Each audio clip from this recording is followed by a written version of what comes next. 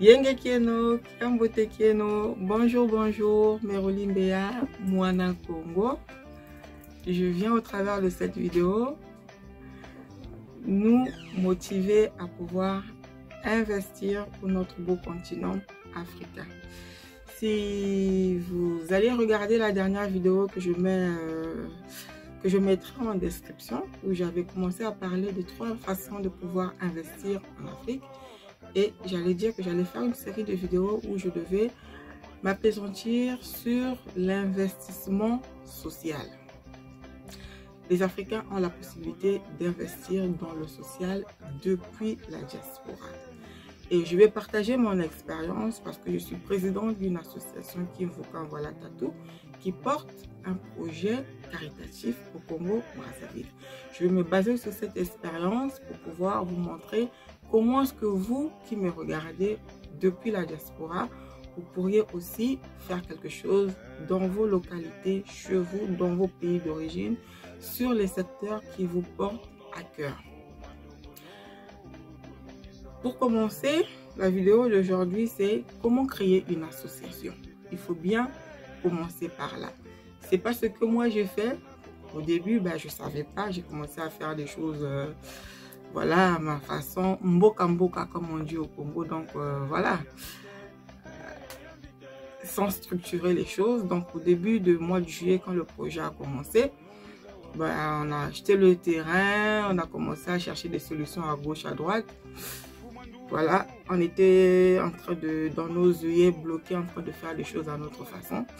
Et ce n'est qu'après, au fur et à mesure, j'ai rencontré un ami que je salue s'il m'écoute, qui me dit, mais tiens, mais le projet que vous portez, c'est un beau projet. Pourquoi tu te tracasses à trouver des solutions toute seule et tout, alors que tu peux partager ce projet avec d'autres personnes qui peuvent t'aider à, voilà, à le faire naître, à le mener à bon port.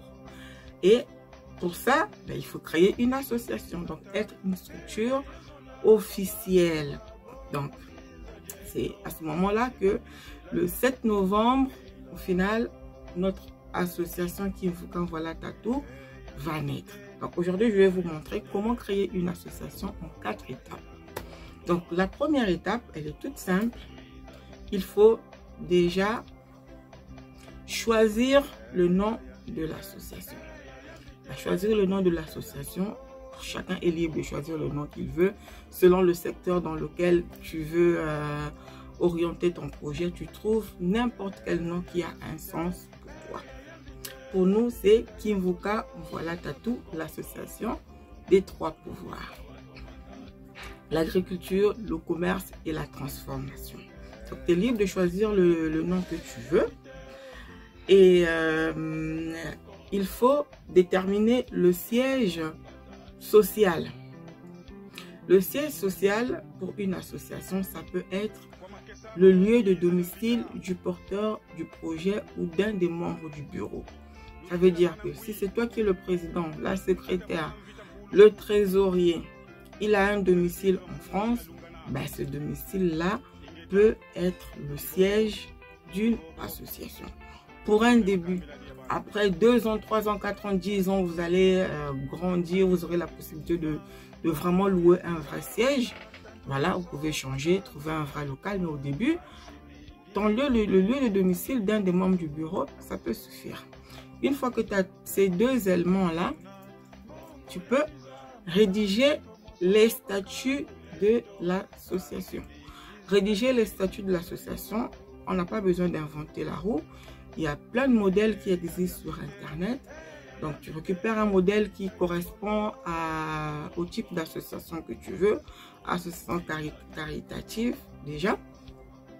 Et tu définis l'objet, le but de l'association. Pourquoi est-ce que tu crées cette association? C'est pour agir dans quoi? Dans la culture, dans l'agriculture, dans l'éducation. Voilà, tu choisis l'objet de l'association, c'est la partie clé. Voilà, là où tu renseignes l'endroit où vous êtes domicilié.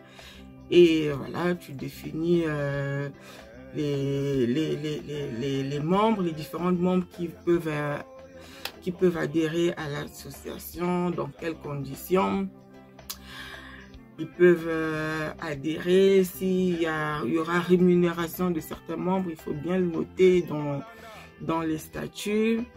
Et voilà, je ne vais pas m'étaler là-dessus. Les modèles de statut des associations sont pléthores sur Internet. Il suffit d'un peu de réflexion, un peu de jugeote et remplir les différentes parties clés.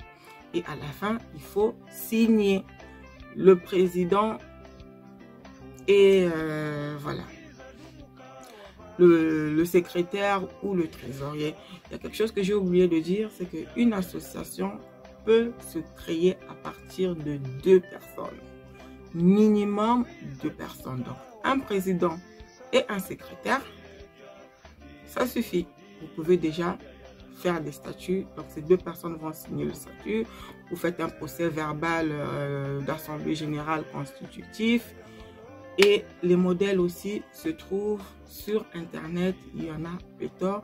Il suffit d'adapter par rapport à votre situation. Et après, il faut créer, il faut plutôt, il faut avoir un règlement intérieur. Donc, avec le règlement intérieur, vous définissez les cotisations, vous mettez certains détails, voilà, spécifiques qui ne se sont pas retrouvés sur les statuts et qui doivent être au niveau du règlement intérieur.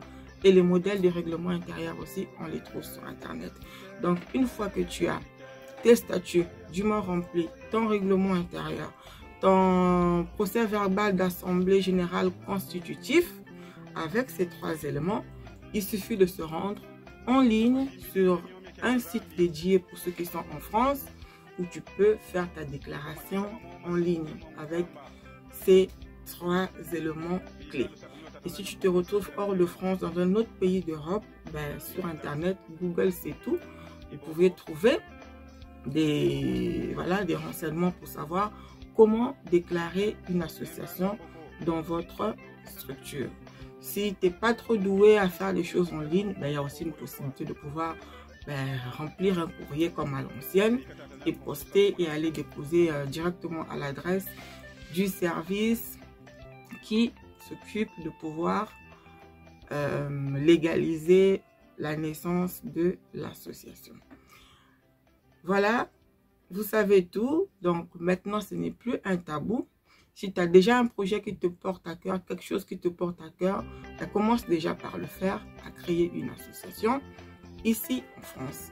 Et je reviendrai sur une autre vidéo pour vous parler de l'étape suivante. Je vous dis Matondo, merci de m'avoir écouté jusqu'alors.